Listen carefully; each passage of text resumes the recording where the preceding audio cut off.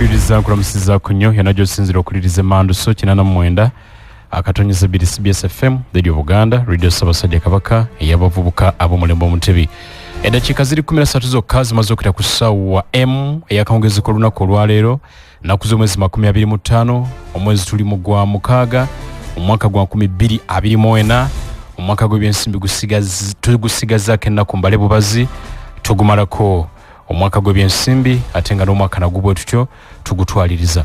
Nze Kalule Lameka kulamusaako programu kirizo bagana kuoli oli ku Manduso Radio Sabasajja Kabaka eyabavubuka abomulembo omutebi. Bingi bikoza amawulire njagala tugendeko mu ggwanga erya Kenya nga tutandika programu eno ninga situnaba kugendayo ku mugenyi wange asooka akulamuseeko omwogezi w'ekitongole kya NBRB mwami Zuwono kakulamuseeko. Sebo abawuliriza CBS FM Manduso balamusiza akakawungezi k'olunaku olwaleero amanya nze Herbert Ziwa omwogezi w'ekitongole kya National Building Review Board nesimye okubeera wano. Okay, tugenda kwogera ku NBRB mu maaso awo naye nga tutandika njagala kumulisaako ku bigenda maaso mu ggwanga erya Kenya embeera ekyali enzibu ozoobiwulira gwe yeekumidde ku Manduso obudde obw'emabega okwekalakaasa okwabaluka w'e Kenya kati ebbanga lya sabbiiti namba ng'abantu beemulugunya ku tteeka ery'ebyenfuna eryaleetebwa gavumenti. Etteeka lino lyaleetebwa mu mwezi gwa kutaano gwe mwezi oguwedde okuleetebwa mu palamenti okutandika okulikubaganyako ebirowoozo naye nga lisikudde emitima gy'abannakenya ekibaviiriddeko okutandika okwekalakasa kati sabbiiti namba batandika lwakulirwa sabbiiti ewedde ate ne baddamu ku lwokuna n'olwaleero embeera ebadde enzibu nnyo mu ggwanga erya Kenya. Nga sinakuwa bimu ku bitundutundu ebiri mu tteeka lino katono embeera ebadde enzibu nga ku masaza oba counties 47 agakola eggwanga erya Kenya amasaza 34 wabaddeyo okwekalakasa kafungula nkete ng'abantu bawakanya etteeka lino. Mu kwekalakasa kuno okw'olunaku olwaleero abantu 5 baluguzeemu obulamu abantu abawerako ne baddusibwa mu malwaliro nga biwala ttaka ate n'abantu abalala bangi bafunye ebisago ebitali bimu ebyamasasi eby'omukka ogubalagala abamu obukebe bubaabikiddeko abalala omukka bagunuusizza ne gubayisa bubi ne baddusibwa mu malwaliro abalala migga egy'abakuumaddembe n'ebiringa ebiwadde nga abakuumaddembe bagezezzaako buli okulaga obuntu bulamu mu bitundu ebitali bimu. Bizinesi nnyingi zibbiddwa mu ggwanga erya Kenya n'okusingira ddala bizinesi ez'abannabyabufuzi. Ababaka ba palamenti buli babadde bazuula nti wano ayinawo ka bizinesi abantu nga bakayiikamu nga bakanyaga. Waliwo ababaka ba palamenti abamu amaka gaabwe mu byalo gye gasangibwa abeekalakasi mu masaza ago bagenze ne bagateekera omuliro nga beemulugunya olw'etteeka ery'ebyenfuna lye babaleeseeko. Kutegeeza nti mu kibuga Nairobi embeera ebadde enzibu ddala nga abeekalakasi batuse n'okulumba palamenti y'eggwanga erya Kenya ne beesolosa ne bagiyingiramu. Webayingiridde no mu palamenti ng'ababaka bamaze okuyisa etteeka lino ery'ebyenfuna era ababaka 195 bagambye nti etteeka eryo liyite ligende mu maaso. Ababaka 106 ne bagamba nti nedda eryo teriyita ate obululu 3 bubadde bufu. Abeekalakasi bino olubagudde mu matu ne batabuka ne bagenda ku palamenti ne babadde basembera okutuuka palamenti poliisi ne bakubamu amasasi munna ab'omu n'afa. Ono bw'afudde babadde nga bataddemu amafuta okwongera okwekalakaasa ne basitula omulambo gwe ne bagwolekeza mulyango oguyingira palamenti ku geeti ya palamenti wadde nga amasasi gavuze mu bbanga embeera n'eba nzibu naye abeekalakaasi tekibalobedde kuyingira palamenti y'eggwanga erya Kenya. Beesolosezza ne bayingira munda ekitundu ku palamenti ne bakiteekera omuliro era bayingidde ne boonoona yonoona ebiri munda ne bawamba omuggo gwa sipiika. Ababaka ba palamenti babadde ku bunkenke obw'amaanyi ng'amasasi gavuga ebweru wa palamenti nga abeekalakasi balwana kuyingira ababaka bava kuyisa tteeka ate nga bakyali munda mu palamenti era ababaka bano balemereddwa okufuluma ne beeyambisa ekkubo eriyita wansi mu ttaka oba gy'oyinza okuyita underground tano ne bayita wansi eyo gye basobodde okufulumira mu palamenti ng'abeekalakasi bagisazeeko. Amadirisa ga palamenti bagaasizza n'ebiringa ebyo. Embeera nzibu abakulembeze mu Kenya ab'emitendera egy'enjawulo bavumiridde byonna ebibaddewo olunaku olwaleero. Abantu abatuusiddwako ebisago, abantu abattiddwa nkugambye nti olwaleero 5 ate ku lunaku olwokuna battayo omuntu omu mu beekalakasi abala bangi bali mu malwaliro. Abeekalakaasi bano balumbye ebitebe by'ekibiina ekiri mu buyinza UDA ekya Ruto ne balumba ebitebe mu bitundu eby'enjawulo ne babiteekera omuliro. Ebitebe bimwe eby'amasaza babikumyeko omuliro okulaga obutali bumativu olw'etteeka lino. Abeekalakaasi abasinga obungi bavubuka, era abavubuka Generation Z be bakulembeddemu okwekalakaasa kuno myaka mito, tebatya, bamalirivu n'okusinga ekintu ekirala kyonna. Abasirikale babalumbagana butereevu ne bakubamu omukka ogubalagala ne baguyitamu. Mu bitundu ebimu abeekalakaasi babadde bayita wansi mu nkuubo ng'abali waggulu ku zikkalina babayiira amazzi nti gabayambeko okukkakkanya omukka ogubalagala ogubakubiddwa. Babakubamu amazzi gano agabasindika ne bagwa eri ne bakomawo ne balumba abakuumaddembe. Embeera nno tebadde nnyangu n'omulundi n'ogumu mu ggwanga erya Kenya, naye ng'abavubuka abamalirivu be bakulembeddemu. Kutegeeza nti etteeka lino kati lirinze mukulembeze wa ggwanga kulisaako mukono, naye nga bingi ebirimu. Lyaleetebwa okwongera omusolo ku ebyo ebisooloozebwa mu kye tuyita incomes ez'enjawulo, ennyingiza y'abantu eyongerweko omusolo gw'exercise duty, value added tax, ate n'okutondawo emisolo emiggya mu nteekateeka y'okwongera okunyweza ebiggyibwako omusolo mu ggwanga erya Kenya. Mu bimu ku byaleetebwa okwongerako omusolo, omugaati gwateekebwako ebitundu 16 ku buli 100 ekyatanula abeekalakaasi, butto n'ateekebwako ebitundu 25 ku buli 100, emmotoka gy'oguze okusinziira ku muwendo gwayo n'eteekebwako ebitundu 2.5 ku buli 100. Ebintu bingi ne biteekebwako omusolo ebiyingizibwa mu ggwanga. Omusolo gubadde ku bitundu 2.5 ku buli 100 ne guzibwa ku 3, naye nga tujjukira nti wadde wakayita omwaka gumu ng'omusolo guno gusiddwa okuva ku bitundu 3.5 okudda ku bitundu 2.5. Ebiggyibwa ebweru w'eggwanga bino ebiteekeddwako omusolo mwe muli ne pads ezimu, mulimu nappi z'abaana n'ebirala, abantu nga bagamba nti byonna kati bigenda kulinnya ebbeeyi. Essimu, mobile phones ziteereddwako omusolo, kamera, recorder, TV, radio n'ebintu ebirala byonna ebikozesebwa kati mu digital world. In fact kitabudde nnyo abavubuka ne bagamba nti bangi ssente bazikuŋŋaanya okuva mu bintu bino ebya digito, abamu batundira ku mitimbagano n'ebiringa ebyo. Gavumenti bwe biteekako akazito ebeera emalako abavubuka emirimu, era bwe batyo kwe kukulemberamu okwekalakasa kuno kafungula nkete. Bambasada ababaka b'ensi ez'enjawulo mu Kenya bafulumiza ekiwandiiko ekyawamu nga bavumirira ebikoleddwa gavumenti n'okutta abantu nti si bya bwenkanya. Ebitongole ebirwaniriza by'eddembe ly'obuntu nga Amnesty International n'ebirala nabyo bigugumbudde gavumenti. Ekereziya Katolika egugumbudde gavumenti n'eteekawo n'okusabira Kenya kwa nnaku 9. Ab'ekibiina ekya Azimio, Raila Odinga ne banne bagugumbudde gavumenti nga bagamba nti William Ruto awulire eddoboozi ly'abannansi ba Kenya alekulire entebe bw'ebanga emulemye. N'ebirala bingi. Abeekalakaasi beekalakaasa kimu bagamba nti William Ruto tuviire, wajja ogamba ogenda kuyamba omuntu wa bulijjo naye ate otandikiddewo okutukenenya. Embeera bw'etyo nzibu mu ggwanga erya Kenya, yaddukadduka, bantu kufa, biwundu, kwekalakaasa byebiri e Kenya, bavubuka be bakulembeddemu. N'ebirala bingi. Obudde ndi mu bwa NBRB naye Zwa atuwaddeyo eddakiika zino tukutegeeze bife Kenya. Sebo tuyanziza okutuwa ku budde bwo. Amina sebo. Yembeera eri mu Kenya naye tugende butereevu ku National Building Review Board. Yes, Cheki asoose okugiwulira olwaleero. Kale ekitongole kino ekya National Building Review Board mukulu Kalule n'abatuuliza kya gavumenti wansi wa Ministry y'ebyentambula n'enguudo, era nga kivunaanyizibwa ku bizimbe ng'omulimu gwakyo omukulu gwa kulondoola bizimbe byonna ebizimbibwa mu Uganda. Omulimu ogwokubiri gwa kulaba ng'ebizimbe ebyo bibeerako bannaffe abaliko obulemu bwe basobola okubikozeseza obulungi, naddala ebizimbe eby'olukale.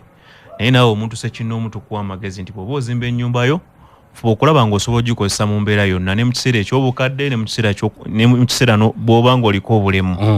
Omulimu ogwokusatu gwe gw'okulondoola obukiiko obuvunaanyizibwa ku by'okuzimba, ng'obukiiko buno bulina okubeera mu disitulikiti, mu town council, mu municipality ne mu bibuga. Emukono akakiiko gye kali mu Kampala, Mbarara, Wakiso, Masaka. Obukiiko obuvunaanyizibwa ku by'okuzimba gye buli. Omulimu ogwokuna gwe gw'okugereka ensimbi ezirina okusasulibwa omuntu ayagala okwenyigira mu nteekateeka ez'ebyokuzimba. Kati ensimbi zino zigerekebwa okusinziira wa kyogenda okuzimbayo kisangibwa. Kisangibwa mu kibuga, kisangibwa mu municipality, kisangibwa mu town council oba kisangibwa mu district. Era ensimbi zino zigerekebwa okusinziira ku mitendera gy'ebizimbe oba classification of buildings. Tulina class A ebizimbe ebyo muyita ebyakalina, tulina n'ebizimbe ebyolukale bigwa mu class A. Ebizimbe ebyakalina ebyambuka meters 12 n'okusingawo loza tugeze fulo 4 n'okwambuka. Kati n'ebizimbe ebyolukale, amasomero, chaachi, emizikiti, hoteli, arcade ebyo bigwa mu ttuluba eryo. Kati tulina n'ebizimbe ebya class B omuli ennyumba ez'ebyobusuubuzi n'ennyumba zetusulamu. Zino zirina okuba nga zambuka obutasukka meters 12 waggulu. Kati tulina n'ebizimbe ebya class C ebitasussa meters 3 waggulu. Omuli nnyumba zaffe zino zetusulwamu ennyumba entonotono. Yes. Kakati omulimu ogwokutaano ogw'ekitongole kya National Building Review Board gwe gw'okuwuliriza okwemulugunya okuva eri omuntu atamatidde na nsalo y'akakiiko akavunaanyizibwa ku by'okuzimba. Tugeze Mwami Kalolo ogenza okusaba olukusa ewakisa eyo, akakiiko ne kalwawo kulukuwa, oba n'olowooza nti kakusabye ensimbi nnyingi, oba n'obaako okwemulugunya okulala kwonna, oli waddembe okujja eri ekitongole kya National Building Review Board ne weekubira enduulu. Gy'emirimu gye tukola egyo ssebo. Ampuliriza oli ku Manduso. Omwaka gw'ensimbi tugutwala tusigazaayo nnaku bunaku, naye wetumaliddeko nga tulina campaign BIMS and Wetaase campaign. Wetaase yani oyo? Wetaase ng'ekigambo bw'okiwulira Wetaase. Twagenderera okuwa bannayuganda obuyinza n'omukisa okwekubira enduulu eri ekitongole kya National Building Review Board n'obukiiko obuvunaanyizibwa ku by'okuzimba ku nsonga z'ebizimbibwa mu bitundu byabwe, naddala ebyo ebitatuukana na mutindo. Osanze ekizimbe bakizimba mu nnaku 3 kiri ku fulo ya 2. Ekizimbe ky'ogenzemu mu arcade, kitugeza arcade erimu enjatika oba enkuba bw'etonnya amazzi gagiyingira, terina parking n'ebintu ebigwa mu ttuluba eryo, oli waddembe okujja eri ekitongole kya National Building Review Board ne weekubira enduulu eyo Wetaase. Kakati tulina ne campaign eya Building Industry Management System oba BIMS. BIMS eno enkola ya mutimbagano. Omuntu mwasobola okuyita nga tatuukiridde kakiiko akavunaanyizibwa ku by'okuzimba obutereevu, okusaba olukusa olw'okuzimba, okufuna abakugu, ba engineers, ba architects, ba surveyors, abakugu abawandiise n'ebitongole ebibatwala, okusasula ensimbi ez'ebyokuzimba, okwemulugunya eri ekitongole kya National Building Review Board ng'ayita ku nkola ey'omutimbagano. Enkola eno gye twateekawo eya BIMS, Building Industry Management System. BIMS eri BIMS. BIMS. Kati oli ayagala okukozesa enkola eyo agenda ku mutimbagano, bw'aba agenzeyo omulundi ogusooka, enkola eno ejja musaba okuggulawo account. Nga bw'oggulawo Gmail account, bajja kusaba endagamuntu NIN number, bakusabe ennamba y'essimu ne email address, bakusabe email address eyo ne password. Kubanga password eyo etuyambako kuuma information gy'otuwadde nga yakyama. Kati n'oggulawo ekibanja kyo. Ekibanja kyo bw'okiggulawo kya lubeerera. Ti bw'oba oyagala okukola ekintu kyonna ku mutimbagano guno ku nkola eno eya BIMS okikozesa. Kati bw'oba waggulawo dda account, osobola okusaba olukusa olw'ebyokuzimba ng'oteekamu ebyo byonna by'obadde otwala eri akakiiko akavunaanyizibwa ku by'okuzimba. Tugeze obukakafu obwannannyini bw'ettaka, oteekamu okola attachment. Oba olina kyapa, oba olina ndagaano. Tugeze empapula z'abakugu oba drawings oba designs okuva mu bakugu ab'enjawulo, ba architects, ba engineers, n'oziteekako. N'ensimbi z'osasula kati zigerekebwa butereevu, kubanga system ekubalira sente z'ogenda osasula, kubanga bw'oteekamu empapula zo tumanya wa w'ogenda okuzimba na kiki ogenda okuzimba. Ne twewala bino nti ate nagenze ne bansaba sente nnyingi ate nasanze kayungiriza ate ebyo byonna tuba tubyewaze mu nkola eno ey'omutimbagano. So tetusaba bannayuganda okwongera okugyettanira kubanga egenda kuyambako okutaasa obudde obungi babadde bamala. Kubanga kati mu tteeka lyaffe erya Building Control Act omuntu asaba olukusa etteeka limu ennaku 30 ng'akakiiko akavunaanyizibwa ku by'okuzimba gy'asabye olukusa kamuzzeemu oba kamuwadde olukusa oba tekamuluwadde. Kati mu nkola yaffe eno eya BIMS naffe tuba tulondoola ng'ekitongole kya National Building Review Board. Mukulu Lameka yatwalayo okusaba ng'ennaku z'omwezi 15 omwezi oguwedde, kati ennaku z'omwezi 25 kyekigenda mu maaso. Yesebo ampuliriza katuwummulemu tukomewo. 89.2 FM oli ku Manduso. Ampuliriza Manduso ku dakiika ziri 30 zimaze okwita ku ssaawa 2 eyakawungezi leero tiri n'aba National Building Review Board tutunulira ensonga za buzimbi mu ggwanga erya Kenya. Embeera neeyongera kutabuka ku muliraano mu ggwanga erya Kenya nga bwe nkutegeeza nti ebizimbe bingi byokeddwa ebizimbe bya gavumenti bingi babikumyeko omuliro, emmotoka nnyingi zookeddwa. Mu kadde kano mu budde obw'akawungeezi buno, Uganda House eri ku luguudo Kenyatta Avenue bamaze okugiteekera omuliro. Mu ggwanga erya Kenya, Uganda House nayo bagiteekedde omuliro era ebifaananyi bifulumiziddwa ku mikutu egy'enjawulo okuli Daily Nation n'ewalala nga eteta bagiteekedde omuliro. Uganda House mu ggwanga erya Kenya eri ku luguudo Kenyatta Avenue. Kale nno mbeera bwetyo bwetandise nzibu ddala mu ggwanga erya Kenya. Tubawe essaala. President William Ruto asuubirwa akadde konna okwogerako eri eggwanga ku bigenda mu maaso, kubanga kati bali mu kuleekaana kimu Ruto resigninga oba tentebe y'obwa president kati abavubuka kye beetaaga. N'ebirala bingi mu Kenya tunaagenda tubikuwa mpola mpola. Njagala kujjukiza Ryan Air Cargo bakugu mu kukutikkira emigugu okuva e China, Turkey ne Dubai. Ejja group eginese kinoomu bakozesa nnyonyi okutuuka e Uganda. Tebayita ku mazzi, tebayita wa, bayita mu bbanga. Bakuguliza ebintu okuva mu katale, bakunoonyeza akatale k'ebintu by'oyagala okugula, bakutambuza okuva ku kisaawe okutuuka ku hotel, n'okuva ku hoteli okutuuka ku kisaawe, okwonga kw'ossa okukutambuza mu butale obw'enjawulo. Bakufunira invitation letter era basobola okukuguliza ticket. Balina n'abakuvuunulira oluchina ng'ogenze mu katale, baweereza ssente eriyo gweyagala okugulako ebintu ku bwereere ne bakikola. Ate ggwe omusuubuzi tukugamba nti beeyunire nnyo onyumira empeereza yaabwe tasangika. Basangibwa ku BBC Building, room eri N212 opposite Bank of Africa, Nabugabo Street. Essimu kukuba eri noti 74 noti 152 331 oba noti 762 799 885. Kale nno kwatagana nabo bakuleetere maali okuva ebweru w'eggwanga, ebintu bikutambulire bulungi nnyo. Tabula Properties Limited company etunda amayumba n'ettaka eri ebyapa eby'obwannannyini. Bakwanjula estate yaabwe Mwera Phase 2 Estate ku Hoima Road okuva ku $17,000,000, Goberero Lutisi Estate $14,000,000, Baka Bulondo $16,000,000 okutuuka ku 2, Nkowe $18,000,000 okutuuka ku 25, Namusera $3,000,000 okutuuka ku 4, Chikando $15,000,000 okutuuka ku 18, Bombo $15,000,000 okutuuka ku 17, Katende $13,000,000 okutuuka ku 15, amasannyalaze n'amazzi weebiri. Ebbeeyi eyo ejja mu nsawo yo ate nga n'ekibanja mpola akkirizibwa. Gende n'asana ku masitoowa osobola okwekwata palutiyo mu bwangu bw'ekitalo. Okumanya ebisingawo kuba ku nooti 7 nooti emu 942 nooti ne 3 oba nooti 7 nooti emu nooti 5 4 6 4. Bingwa omukisa gukyaliwo, akajji kakyali kaggule mu nnaku ezisembayo.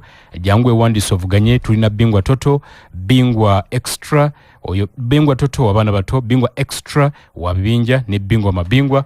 Beebo abeewulira ababitegeera ennyo era abantu abakulu mujje namwe muvuganye ebirabo bingi eby'okuwangula. Omukulembeze William Ruto e Kenya kikakasiddwa agenda kwogerako eri eggwanga ku ssaawa 3 ez'ekiro. Agenda kwogerako eri eggwanga ku bigenda maaso mu nsi ye ku ssaawa 3 ez'ekiro. Tunaaba tukubuulira ebigenda mu maaso. Albert Zua, enkola ey'omutimbagano erina kyekyusizza kuba katumalako omwaka gwa byansimbi guno. Enkola yayo etambudde etya mwaka gw'ebyensimbi gwe tumalako?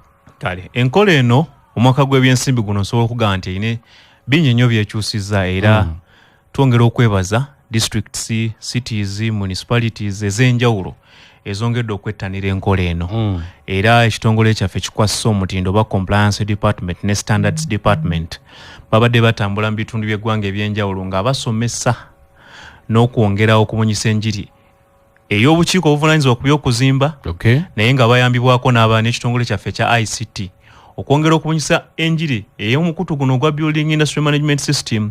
So bannayuganda bangi bazze bagyettanira. Etuyambye etya?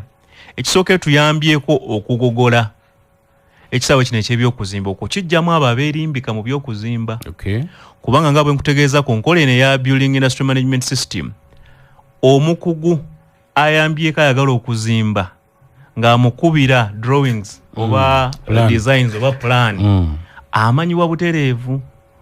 Tiziwa bw'aba agamba yakuba drawings oba yakubira plan, bw'oteekayo empapula ze eri okusaba mu kakiiko oba ku mukutu gwaffe guno, ziwa nga tumukebera mu database ey'ekitongole kitwala ba engineer muwandiise. Bw'aba si muwandiise empapula zo tezigenda mu maaso zikomaawo. Kakituyambyeko okumanya ani avunanyizibwa ku kizimbe ki, mukugu kyavunanyizibwa ku kizimbe kino ekigenda mu maaso, era emirimu gyagikola bulungi, era bwe wabaawo ekizibu lwe tubadde tufuna ebizimbe ebize bigwa naye nga bebabuuza injiniya aliwa tetumumanyi, injiniya aliwa yadduse, naye kati ekizimbe bwe kiba kyaweebwa olukusa omukugu amanyibwa. Era bwe kiba kifunye obuzibu nga tunoonya ziwa mu mpapula zaffe oba mu biwandiiko byaffe biraga nti gwe avunanyizibwa ku kizimbe kino okola mulimu ki. Kakati era enkoonero y'omutimbagano etuyambyeko okulondoola engeri obukiiko obuvunanyizibwa ku by'okuzimba gye bukolamu emirimu gyabwo, kubanga kati tumanya akakiiko akavunanyizibwa ku by'okuzimba e Masaka kagabye permits mmeka akakozesa enkoonero y'omutimbagano, kubanga enkoonero yalangirirwa nti yeyina okukozesebwa kati mu bitundu bya Uganda byonna yabwerufu. Kati bwe tugenda e Masaka ne tulaba ebizimbe ebizimbibwa ng'ate ku mutimbagano gwaffe tetubiraba, tubuuza ki ekigenda mu maaso, lwaki bano bazimba ate ku mutimbagano tetubalaba? Sikituyambako n'okumanya ebizimbe ki ebizimbibwa era bizimbibwawa, n'okulondoola ekisaawe eky'ebyokuzimba okutwaliza awamu, kubanga enkoonero y'omutimbagano era ewa eddembe bannayuganda okwekubira enduulu, okwemulugunya nga bajja mu kitongole kya National Building Review Board. Era tuyambyeko okufuna endowooza za bannayuganda ku biki ebigenda mu maaso mu kisaawe ky'ebyokuzimba. Building committees we twatandikira omwaka guno kuba tuzze tugera emirundi mingi zibadde tezinnabuna mu bitundu by'eggwanga ebyenjawulo ate nga zirina okubaayo. Wetumalirako mu mwaka gw'ebyensimbi tutuusewa? Nakutegeeza nga tutandika nti bwe twajja wano twali twakafunako building committees mu bibuga byonna 11 ne mu municipalities 31 nga waliwo obukiiko obuvunanyizibwa ku by'okuzimba. Ndowooza wiiki ewedde twasembye okukebera nga tulina kati building committees 77 mu bitundu bya Uganda ebyenjawulo. Ekisinga okuwa essanyu nti omwezi oguwedde twalina ensinkano eya ba building control officers. Bano ba building control officers be bayambako obukiiko buno obuvunanyizibwa ku by'okuzimba okukola emirimu gyabwo. Okuva mu bitundu by'eggwanga byonna twabakuŋŋaanya Entebbe, era nga nabo batukakasa nti gye bavudde obukiiko obuvunanyizibwa ku by'okuzimba gye buli. Twabakuŋŋaanya si Entebbe, twali Jinja. So kitegeeza obukiiko buno obuvunanyizibwa ku by'okuzimba omwaka gw'ebyensimbi we guggwereddeko nga twongedde okububunyisa, ate n'omwaka gw'ebyensimbi ogujja era tugenda mu maaso ne kaweefube w'okulaba nti obukiiko buno bubuna mu bitundu gye butali, kubanga obukiiko buno ge maaso gaffe ku ground. Obukiiko buno olusi bukola ensobi oba olio newatabaawo okukkaanya ne ba clients bamwe baagala okuzimba, singa tebakwatagana na bukiiko buno kaba kaweddemu. Nga bwe nakunnyonnyodde etteeka erya Building Control Act 2013 liwa eddembe omuntu yenna atamatidde na nsawo y'akakiiko akavunanyizibwa ku by'okuzimba eddembe okujja eri ekitongole kya National Building Review Board ekyaffe okwekubira enduulu, okwemulugunya, oba akakiiko kaludde okuwa lukusa, oba akakiiko kakoze ensonga yonna gwe gy'owulira nti weemulugunya, oli wa ddembe okujja ewaffe mu kitongole kya National Building Review Board. Kati ate kyanguyiziddwa nti osobola n'okukozesa omutimbagano guli ogwa Building Industry Management System okwekubira enduulu. N'ekirala obukiiko buno tubulondoola era ekitongole kyaffe ekya compliance kigenda ne kikola audits. Obukiiko buno bukoze butya emirimu gyabwo. So obukiiko tebuli awo nti tewali abufuga, waliwo abulondoola. Ebigambo bingi ebiri mu kuzimba ate mwe mwajja ba NBRB ne bigenda nga byeyongera bwe tuva ku building plan ne wabeerawo building permit n'ebirala. Building permit ate yeetya? Building permit lwe lukusa oluweebwa omuntu ayagala okuzimba, era olukusa olwo lukuweebwa okusinziira ku kiki kyoyagala okuzimba newa weyagala okukizimba. Permits za njawulo. Tulina permits eza minor buildings, ebizimbe ebitonotono. Kati ebyogwa mu class C ebitasusa meters 3 ne wano mu square meter per floor area nga tebisusa square meters 30. Katulina permit eya excavation okusima oli ayagala okusima akewansi oba sende. Tulina permit eza residential commercial buildings.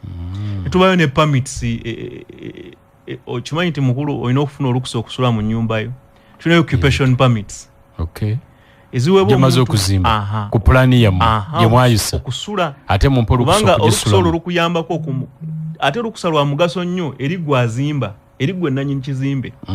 Tugeze mwami Kalu ofunye ssente zo oyagala kuzimba arcade wano mu kibuga Kampala tuli engineer ogenze mba engineer bakubidde plan kanjiyite plan nufuna abakugu ne batandika okuzimba bwe bamaliriza ne baga nti ekizimbe ekyo kiwedde kati gwe atali engineer atali mu kugona amanyo otya nti ekizimbe plan yayisibwa ekizimbiddwa ekigenda okutasa kyokka kwe kufuna olukusa olusula mu nnyumba yo kubanga olukusa olusula mu nnyumba yo lujja kuweebwa ng'akakiiko akavunanyizibwa ku by'okuzimba kamaze okukakasa nti kyekizimbiddwa kikwatagana olukusa lwe twakuwa mu ntandikwa omusenyu banagukebera batya nga ne finishing yaggwa ebyuma weebiri ebikebera supervision ebeerawo ku buli mutendera gw'okuzimba so waliwo occupation permit katulina ne demolition permits omuntu ayagala okumenya ekizimbe kubanga tomala gamenya kizimbe wano mu kibuga Kampala waliwo ebizimbe nga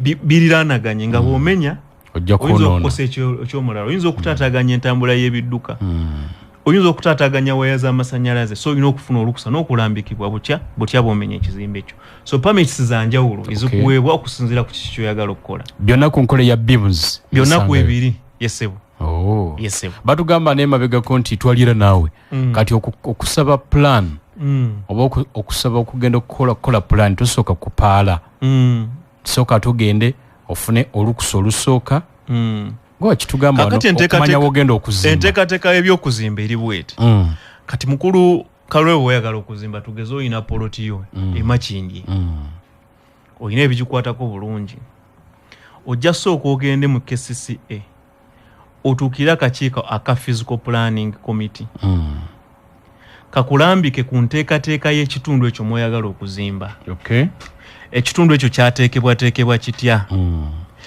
akakiiko kajja kulambika nti bannange makindi wano oyagala okuzimba oba industrial area oba twateekateeka kuyisaawo kukuba mu myaka 10 egijja oba wano walina kulekebwa nga green belt tewalina kuzimbibwa kukakulambike bwe kamala okuwa olukusa olwo development permission olwo ng'ojja mu kakiiko akavunanyizibwa ku by'okuzimba aka building committee aka KCCA ng'oleeta obukakafu ku bwananyini bw'ettaka ebbaluwa eya LC ekakasa nti oli mutuuze nti mu kitundu ekyo mwogenda okuzimba bakumanyi development permission gy'ojja mu kakiiko aka physical planning drawings oba plans kanzite plan okuva mu bakugu omukubi wa plan oba architect ofunye drawings nga ziri stamped n'omuwandiise eyawandiisibwa ekitongole ekitwala abakubi ba plan ez'aba engineers zitaddeko abagenda okuzimba n'obukakafu bw'okusasula ensimbi mu kitongole ekya URA ensimbi ezo zisasulibwa okusinziira wa wogenda okuzimba n'ekitongole n'ekizimbe ne type y'ekizimbe ekyogenda okuzimba olwo nga kakiiko kabitunulamu ebikwatagana ku engineering akakiiko aka building committee kaliko engineer ng'azitunulamu ebikwatagana ku plan oba architectural drawings waliwo omukubi wa plan kakiiko ng'abitunulamu ebikwatagana ku nkozesa ku nteekateeka y'ekitundu physical plan akakiiko abeeramu kati nga batunulira okusaba kw'otutteyo kwe basinzira okuwa olukusa olw'okukkiriza okuzimba so oli waddemba okubisa ku nkola ya BIMS ey'omutimbagano oba n'obitwala butereevu okutwala obutereevu tugenda tukudibya kubanga twagala okukendeeza ku zisinkana y'abantu kwemulugunya kubadde kungi nti waliwo ebikolwa oba oli awo ebitaweesa kisaawe kino eky'ebyokuzimba ekitiibwa so twagala okulaba nga tukendeeza ku nsisinkana y'abantu nekirala twagala kwanguya process eno nti bw'otwegala okusaba ng'oyita ku mutimbagano tekyakwetagisa nti ate ofiisi eggulawo ssaawa 2 ate neggalawo ssaawa 11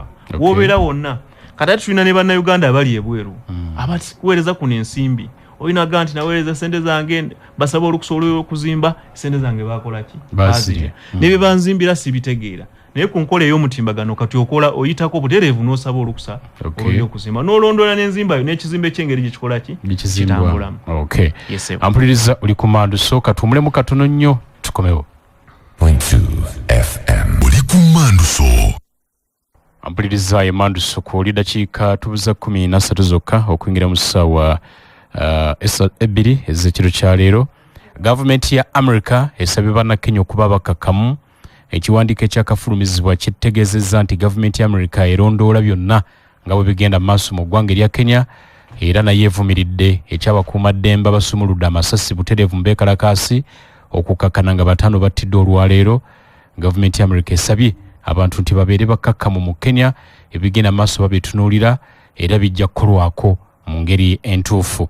Gwe omuwi w'omusolo oba omukozi wa bizinensi ey'enjawulo njagala kukutegeeza nti akadde k'okufayiringa returns munnange kali mu kuggwayo ennaku z'omwezi 28 lw'Olwokutonda ssabbiiti eno buli kimu kibeere nga kiwedde okwewala ate penalties oba ne interest kale no kikole mu bwangu ofayiringa returns zo bizinensi etambula watali kukubagana na kitongole kya URA. Bw'oba olina obuyambi bw'oweetaaga oyagala okwebuuza bakubireko aba URA mwogere ku note 8 note 21 7 note oba eya WhatsApp bagirina osobola nayo kubafunirako eri note 772 14 note emirundi 4 note 772 14 note emirundi 4. Tukwebaza munnange olw'okukolagana n'ekitongole kya URA nabo bakwebaza olw'okukwatagana nabo ne walema kuba okusika mugwa. Twagala kukutegeeza nti munnange kati MTN enkole ya MTN Momo bakugamba nti kati yokka gy'olina okwekwata oleme kukaluubirizibwa na mbeera. Oyagala kusasula ki? Kusasula biru z'amazzi, masannyalaze, kusasula TV, oyagala kusasula school fees za mwana. MTN Momo ekwanguyiza nnyo ebintu. Genda bugenzi mu simu yo Google Play oba App Store wanula app ye ya MTN Momo giteeke ku simu yo. Awo nno otandika okunyumirwa obulamu. Oba genda bugenzi mu simu y'obutereevu gw'alina MTN nga *165 *165 osasule ensimbi oba biruzi zo ng'oyita ku mutimba ku mukutu ogwo ogwa MTN Momo. Ate bw'okozesa enkola eyo mukwano oyingira akazannyo ak'okwewangulira ebitundu 50 ku buli 10 ku nsimbi zo saasaanyiza ng'oyita ku nkola eyo. Tukujjukiza nti buli wiiki abantu baffe 15 bawangula. Kale nno bw'okozesa enkola eyo ojja kuba munnamukisa ayinza okwewangulira ensimbi z'okuyita mu wiiki. Enkola n'obukwakkulizo bugobererwa. MTN Momo erungamizibwa Banka ya Uganda enkulu. Aba Chapa Enterprises bakujjukiza gwe Munnayuganda sabbuuni agenda okukuleeta kamunyu ku matama. Sabbuuni ayoza obw'omuti egulidde erinnya ennaku zino ye Jama White Washing Bar Soap. Sabbuuni ono mulungi atukuza nnyo engoye muweevu mu ngalo era bw'omwozesa owulira alina akawoowo kalungi engoye olwanika n'olugolola n'olusigalamu n'akawoowo ate taggwerera mangu. Jama White Bar Soap ye sabbuuni asinga obulungi mu Uganda ensangi zino atagula sente nno za nseko bw'ogerageranya ne sabbuuni omulala ali ku katale y'ebbeeyi enzikakkamu ate nga mulungi. Ate sabbuuni gw'olina okunaaba n'otaddamu kulowooza ku sabbuuni mulala ye Lanzo Bathing Soap ali mu bika eby'enjawulo. Waliwo Lanzo Bubbly Blueberry, kuliko Lanzo Vanilla Raspberry, Lanzo Ascromentho ne Lanzo Antibacterial. Talaba ku buwuka gwe kika kyoyagadde kyogenda nakyo. Sabbuuni wa Jama Washing Bar Soap ne Lanzo Bathing Soap asangibwa mu maduuka ne supermarket zonna okwetola eggwanga. Naawe omusuubuzi osobola omusanga mu kikuubo ebintu ne bitambula bulungi. Mugezeeko tojja kwejjusa gw'ogenda wonna sabbuuni ayoza oba anaaba saba Lanzo. Ebintu bigenda kukunyumira. Ziwa njagala tugende mu masimu tufune ebibuuzo okuva mu bantu naye nga tugenda mu masimu. Omwaka gw'ebyensimbi guno guweddeko. Fokasi yaffe oba essira nga National Building Review Board NBRB mu mwaka gw'ebyensimbi oguddako tugenda kusinga kuli ssaawa. Webale nnyo webalire ddala ssebo. Omwaka gw'ebyensimbi ogujja ogutandika ndowooza wiiki ejja. Essira tugenda kwongera kuliteeka ku bunyisa bukiiko obuvunaanyizibwa ku by'okuzimba. Bwongere nabwo okulondoola ebizimbibwa mu bitundu byabo ate nga naffe wetubulondoola. Ensonga ey'okubiri tugenda kwongera amaanyi mu kukwasisa omutindo. Kubanga okukwasisa omutindo kuno kutuyambyeko okulaba nti ennaku zino obubenje bw'ebizimbe buzze bukendeera. Olw'amaanyi ekitongole ge kitaddemu okulaba nti omutindo mu by'okuzimba gwongerwamu amaanyi. Ekirala tujja kwongera amaanyi mu kusomesa bannayuganda ku bikwatagana ku by'okuzimba. Katukozesa emikutu nga gino nga tukozesa ne barazas, building control barazas. Tuze tutambuze bimeeza mu bitundu bya Uganda ebyenjawulo, Entebbe, Kampala. Tujja genda ab'e Masaka tujja, ab'e Mbarara, ab'e Jjinja tugenda kujja mu mwaka gw'ebyensimbi ogujja, ab'e Ggulu okwongera okubasomesa. Tujja na kwongera essira mu kulwanyisa omuliro naddala mu masomero. Era omwaka guno ogw'ebyensimbi oguggwako twakola gye tuyita fire assessment tool tetwateeka ku mutimbagano eyambako abantu naddala abazadde okuba tooki mu masomero gye mutwala abaana gayimiridde gatya mu ngeri y'okwetangiramu omuliro. Ne bannannyini masomero nabo ne tubawo omukisa nabo okwekuba mu tooki bamanye ensonga z'omuliro ziyimiridde zitya, okulaba nga tutaasa abaana baffe kubanga omuliro gukwata abaana naddala abato abali wansi w'emyaka 10 n'abo abaliko obulemu bye basinga okukosebwa ate nga tukizudde nti amasomero agasinga obungi ensonga z'okulwanyisa omuliro oba okugutangira awama zikyalimu ebirumira bingi. N'ekirala ekyessanyu tulina ze tuyita National Building Control Awards era omwaka guno tugenda kuziddamu mu mwezi ogwa December okusiima bannayuganda n'ebitongole ebikoze ekyenjawulo okulaba nga bitumbula omutindo mu nsonga zino ez'ebyokuzimba. Tugenda kuwa omukisa bannayuganda okuwaya okunominatinga ebizimbe mu mitendera egy'enjawulo bye balaba nti bino ebizimba byazimbibwa mu ngeri ennungi oba muntu bw'ayingira mu user experience nti bw'ayingira mu kizimbe nga kino ekya CBS oba wane Manduso okiyingira otya gy'ogenda wakyamira wali watya bw'oba oliko obulemu osobola okukikozesa obulungi kata ne bannamakolero nabo tugenda bawa omukisa okwerondamu abasinza okukola obulungi ne ba contractors aba bavunanyizibwa ku nsonga z'ebyokuzimba bakola batya emirimu gyabwe nabo bagenda kwekuba mu ttooki beerondemu nawe oluvannyuma naffe tujja funa ttiimu y'abakugu okuva mu bitongole ebyenjawulo okulondoola ebyo abalonze bye banaaba batuwadde olwo tufunemu abanaawangula tubasime ku mukolo makeke ogunaabeerawo mu mwezi gwa December. Ebyo byemu ku ebyo tugenda okussaako essira mu mwaka gw'ebyensimbi ogujja. Nga tugenda mu bibuuzo eby'amasimu gali wano gaaka waliwo Richard Munnamutetema angambye nti omukulu mumbuulize bano bannyini mayumba ge bamenya mu ntobazi omuli Lubigi n'ewalala be balaalika nga abo be baabawa olukusa okuzimba nti mubakoze mutya? Mukulu Ronald Richard ensonga ezikwatagana ku ntobazi zivunaanyizibwako ekitongole ekya NEMA. Abazimba mu bitundu ebyo tuba twetaaga tuddeyo tuzuule baafuna olukusa. Era bwe baba baafuna olukusa ani yalubawa era waba yalubawa yayita mu mitendera ki? So ebyo byonna tulina okubyebuuza naye ng'ensonga ezikwatagana ku ntobazi zivunaanyizibwako ekitongole ekya NEMA. So temugaba lukusa mu lutobazi nga mmwe abavunanyizibwa? Akakiiko akavunanyizibwa ku by'okuzimba ekitongole ekya National Building Review Board si kyekigaba olukusa olw'ebyokuzimba. Olukusa olugaba ebyokuzimba lugabibwa akakiiko akavunanyizibwa ku by'okuzimba mu kitundu ekyo.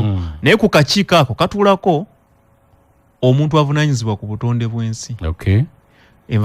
Avunanyizibwa ku butonde bw'ensi kati akakiiko ako ke tulina okubuuza olukusa kaaluwa era kaaluwa katya? Bwe kibanga omuntu eyazimba mu lutobazi yalina olukusa oluvunanyizibwa ku by'okuzimba. Ampuliriza katuwa yemu wangi esebo amanyanze ati makulu kama omukulu mulamusiza mukuluzibwa ne mwebaza obuweereza naye nina ensonga bbiri. Bano abaawo ku disitulikiti be babeera bagaba pulaani ezikukakasa nti genda ozimbe era pulaani tugikuwadde ate kati nammwe weemuli temukontana nabo nti nze nja kugamba pulaani yange nagifuna ku disitulikiti era ne bankakasa genda ozimbe nenfuna yinginiya wange. Mmwe temuyina we mukontanira.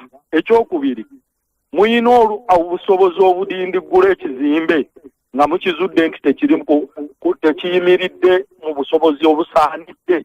Muyina mani power oba mukoma mu kwogerako bwogezi. Nze Makolo Kavuma. Wangi? Munasingula meka. Eseo. Tebwe bale kuweereza gwanga Uganda n'Obuganda. Eseo.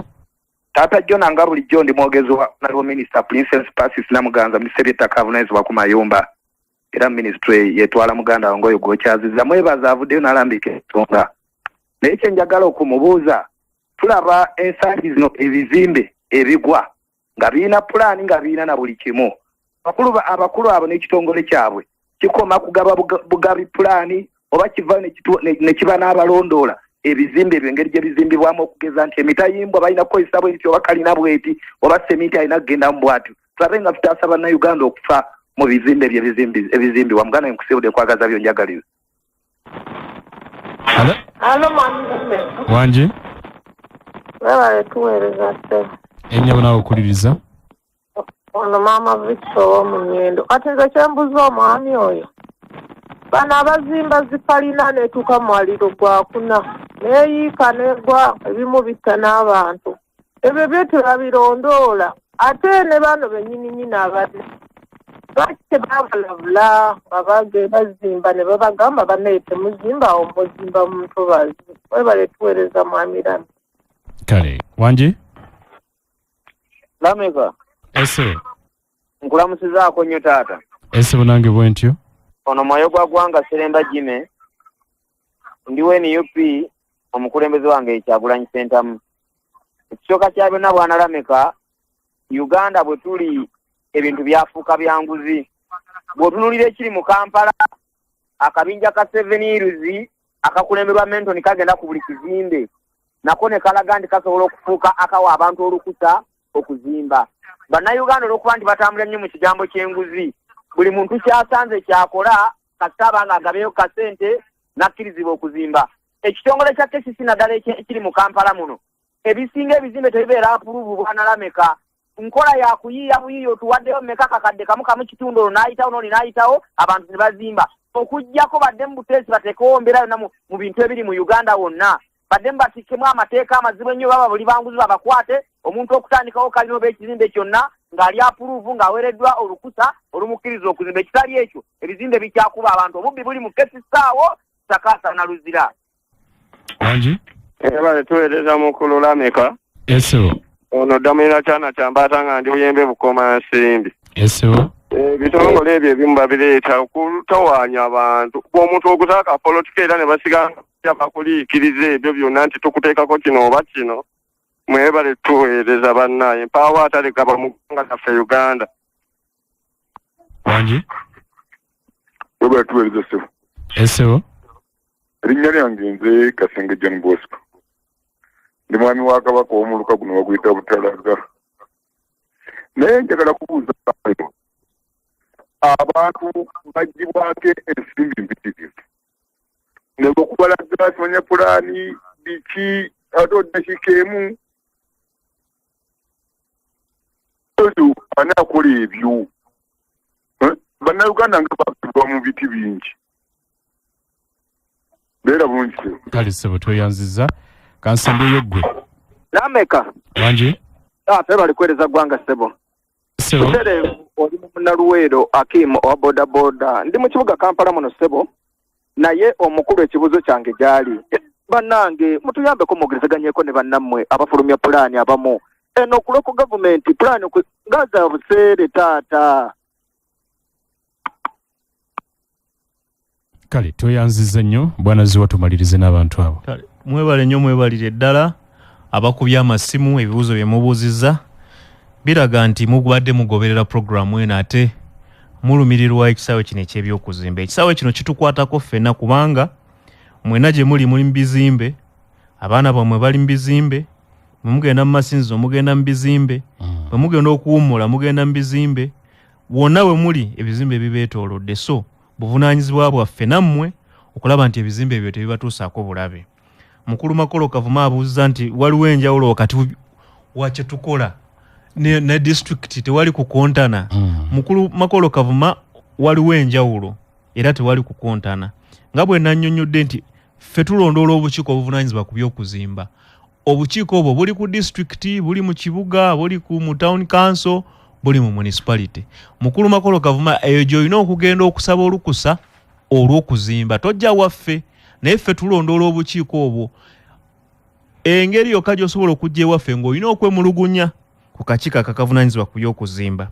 Obuuza ne ku ky'okumenya ebizimbe singa biba tebituukana na mutindo. Era obukiiko obuvunaanyizibwa ku by'okuzimba bwe bulina olukusa oba okumenya ekizimbe singa kiba kizuuliddwa nti kizimbiddwa nga tekirina lukusa oba ng'enzimba yaakyo eyinza okukosa abantu abakikozesa. Tata John abuuzizza ku ebizimbe bigwa tuli ludda wa. Tata John ensonga ezivirako ebizimbe okugwa nnyingi. Ensonga waliwo ensonga y'ebikozesebwa mu kuzimba omutindo gwabyo ebimu tebituukana na mutindo. Waliwo n'enkozesa y'ebikozesebwa mu by'okuzimba. Waliwo batabula gaali y'omusenyu akasawo k'omusenyu kamu, amanya akasawo ka seminti kamu n'ateekamu eggaali z'omusenyu 12 eggaali 8 ekizimbe kiba kijja kugwa n'emitayimu enkozesa yaazo. Naye ng'ekitongole ekya National Building Review Board tetutudde twongera okubasomesa biki bye mulina okukola okwetangira obubenje obwo n'okulondoola. Mama Victor naye andooza ensonga yebadde ku bizimbe ebigwa. Seremba Jima agambye ku nguzi enguzi eno eri kwagiwa n'agirya. n'enkolera ya building industry management system gye nnyonnyodde egezaako okutuyambako okumalawo enguzi eyo nti kati tokyetaaga kusinkana muntu yenna genda ku mutimbagano funa kompyuta yo internet n'essimu osaba olukusa olw'ebyokuzimba ndowooza kansembeyo ku lw'obufunda lw'obudde kansembeyo mukulu Ddamuli agambe lwaki twetaaga olukusa luno lwetaaga kubanga ekizimbe kyozimba olina okumanya kikyozimba era kya mutindo ki waliwo ebizimbe wano bimwenyumirizaamu ng'ekizimbe kino ekya Bulange wano kyazimbibwa myaka emeka singa tebakizimba ku mutindo singa tekyeyagaza naye abakizimba baafaayo ne balaba nga omutindo gwakyo gutuuka nakyo olaba nti olina okufuna olukusa waliwo n'omukulu Kasenga abuzza ku nsimbi ezisasulibwa mukulu wa Kimu agambye nti permits za bbeeyi nga bwe nnyonnyodde ensimbi ezirina okukusabibwa okusinziira ku wa w'ozimba na kiki ky'ozimba mwebale nnyo mwebalire ddala abakubye amasimu n'ababuuzizza tuvudde mu kitongole kya National Building Review Board ng'oyagala okumanya ebisingawo tulina ennamba ey'obwerere etasasulirwa eri nooti 8 nooti 22 nooti 746 kanjiddemu 0800 220 746 tulina ne ya WhatsApp kw'osobola okuweereza obubaka ku nsonga yonna ekwatagana ku by'okuzimba eri 0705 55 9482 tuli offices zaffe esangibwa ku Lumumba Avenue ku mwaliriro ogwokubiri ogw'ekizimbe ekya Rumi Building ekizimbe ekyo kati kwe kulina akakiiko akavunaanyizibwa ku ddembe ly'obuntu osobola okujjayo tuli ku Twitter @NBRBUG tulina ne website www.nbrb.go.ug n'enkola yaffe ya building industry management system eya beams.go.ug osobola okugendayo n'ogifuna mwebale nnyo mwebalire ddala ampuliriza mwami Habert Ziwensonga bwatyo bwazumbyewumbye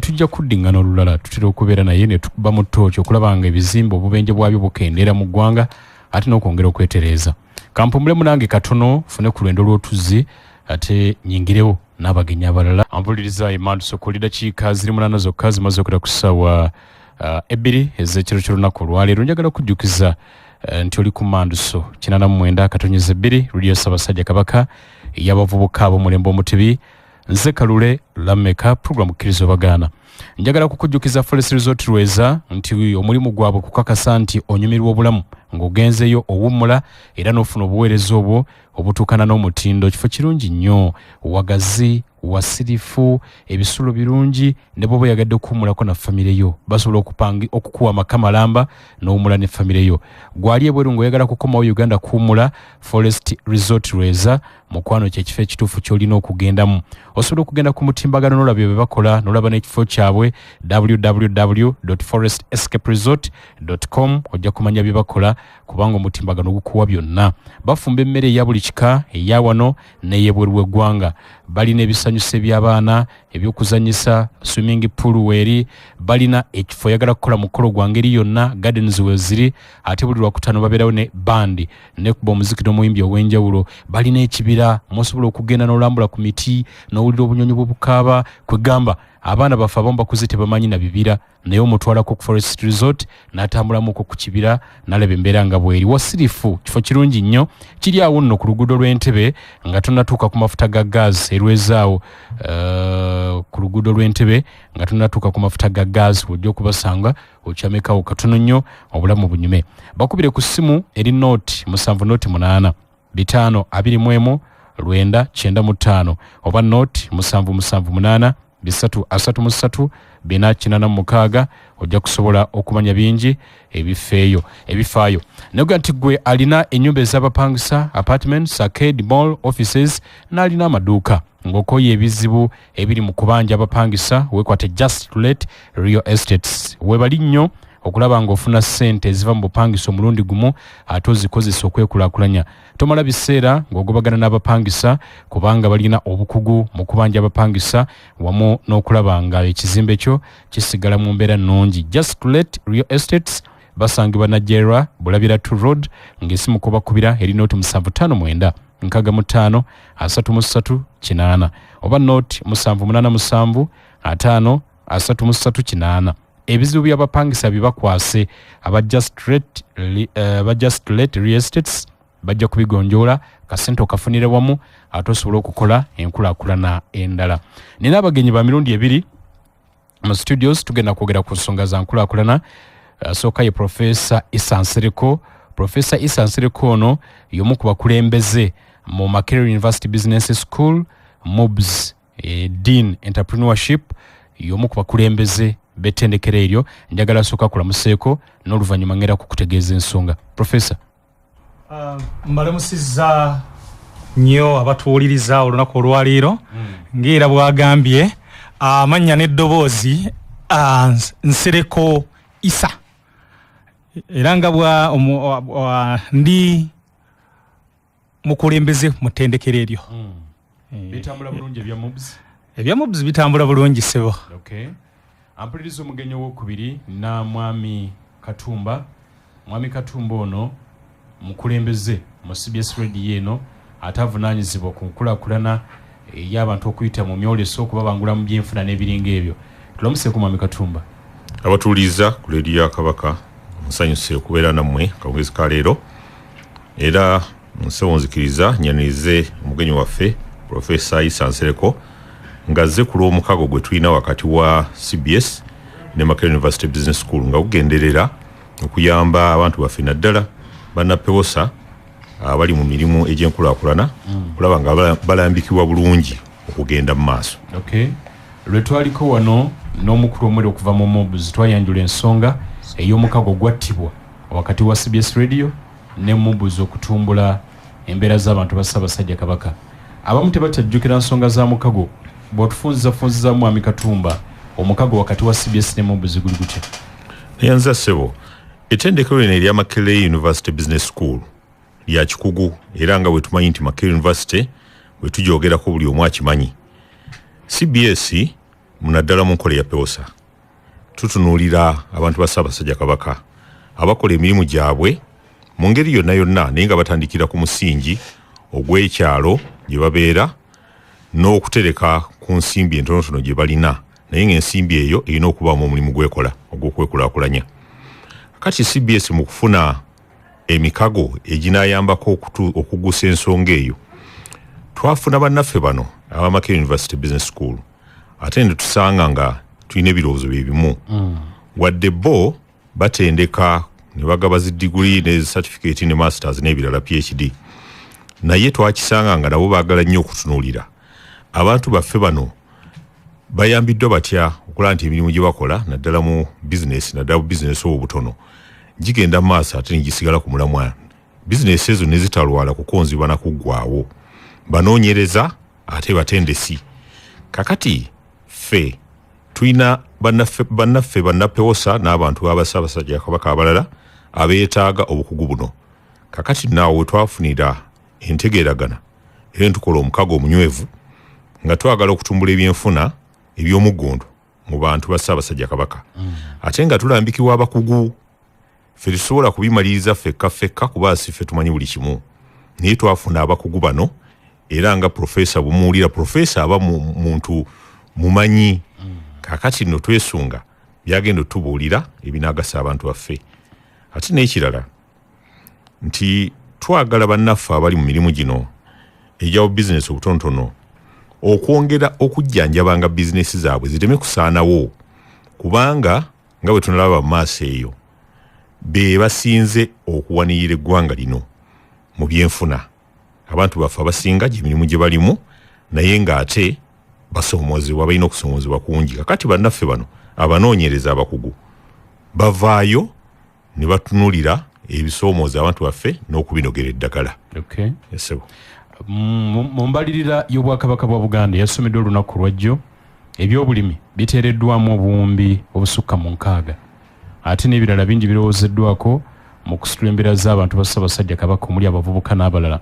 Aba MOBS we bajjidde nga okunoonyereza okukoleddwa kwambaddeko mu kunoonyereza Mwami Katumba ng'aba CBS Nsindikanja ekifaananyi ki ekiri mu bantu b'abeene mu nsonga z'ebyenkulaakulana aba MOBS wano we bagenda okutandikira? Sebo neyanziza embalirira y'Obwakabaka nagiwulidde era ntulina omukisa guno okusiima omulimu ogwakoleddwa gavumenti ya Ssaabasajja Kabaka n'omuwanika waffe.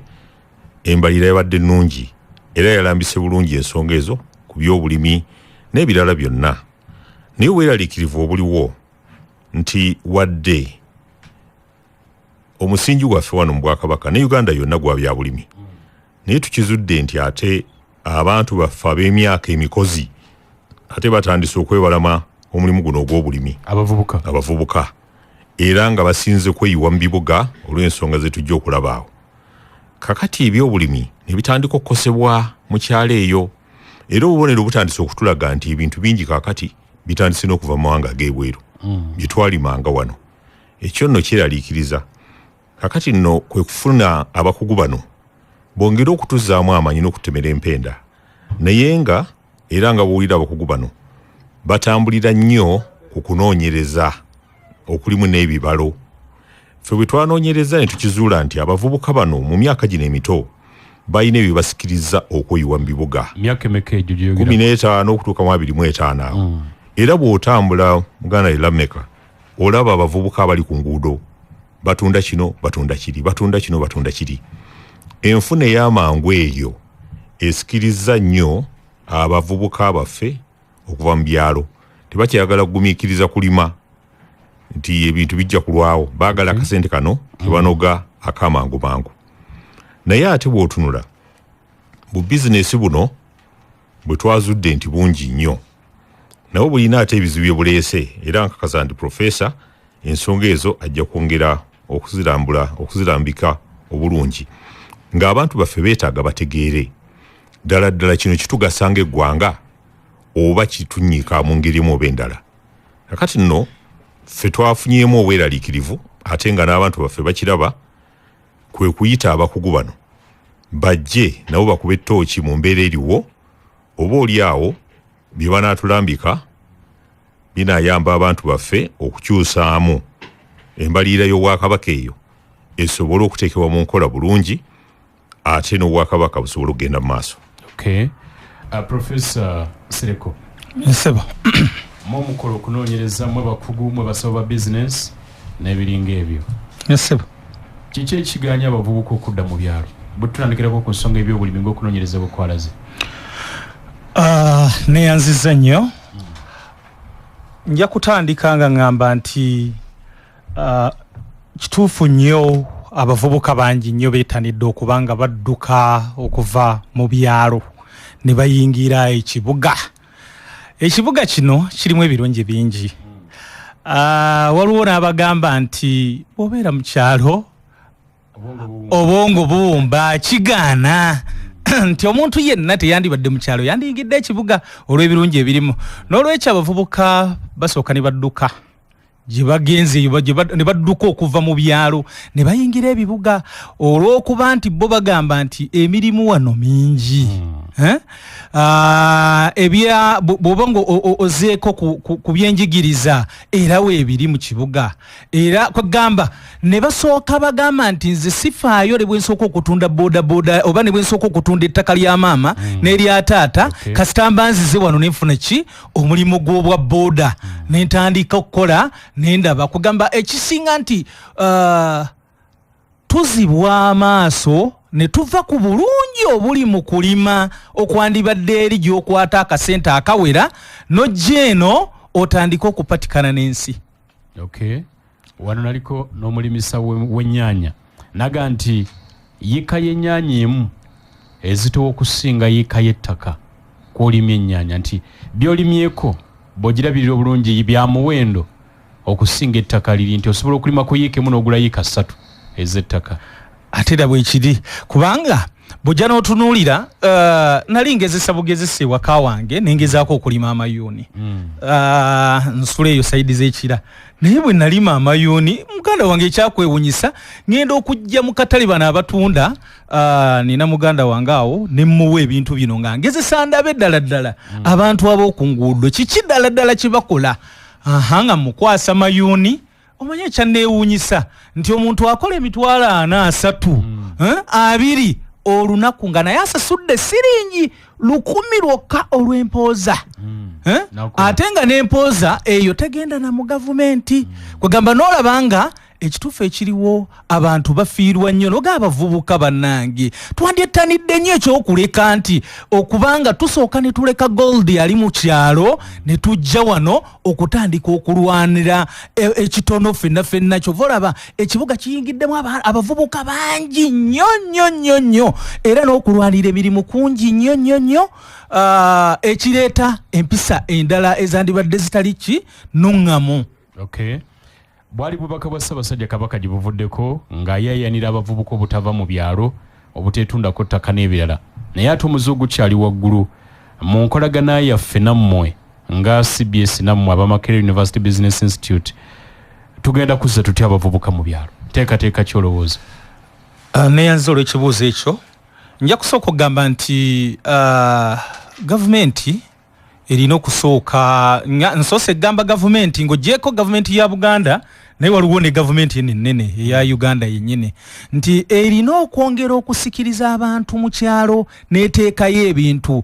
Ojja kulaba nti simanyi oba ffenna tulaba nti okuva mu COVID amaduuka gaatandika okusemberayo nga gagenda n'enkulaakulana yagenda yeeyongera mu byalo ebyenjawulo.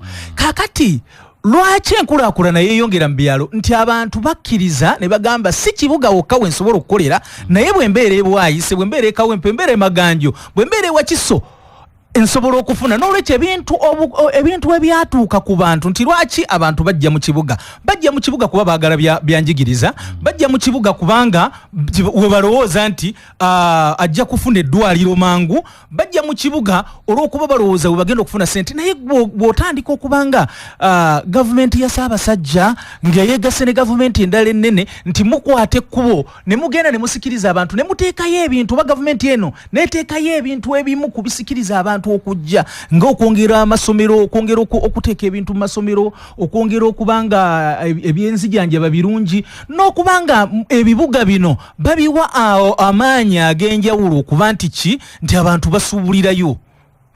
Awo bwe kibanga ekyo kyeyerudde nti ne tutaba ku kino kitono kyokka ekiri wano mu kibuga kuba era olaba nti enkulaakulana egenze yeeyongera ekintu kigenze kigejja okuva nga bwe kyali. Okay. Mindset change okukyusa endowooza y'abantu olowooza nakyo si kyegimu ku byetaaga okulowoozaako ennyo ey'abavubuka mindset change.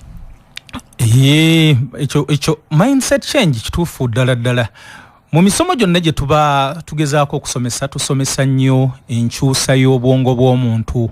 Ffenna tugenda ne tulowooza nti omuntu bw'otuuka mu kibuga oba otuuse naye ate si kyekituufu ate ogenda okuddayo ng'olaba omwami gwe waleka ku kyalo atunda edduuka ate akulesa emisinde kati n'ogamba naye ekyanzijjayo mu ddala kyekituufu. Ate nekikwewuunyisa abalala abava eno kangeze nga balemeddwa ate bwe bayingira ebyalo ate bakola nnyo ogenda okuwulira nti yatandise bizinensi mu kyalo eyo nti kakati ate afumbira mmere afumbira abantu bakyalo n'ayongera okubanga ate gwali mu kibuga ng'akusingira ddala wala. Okay.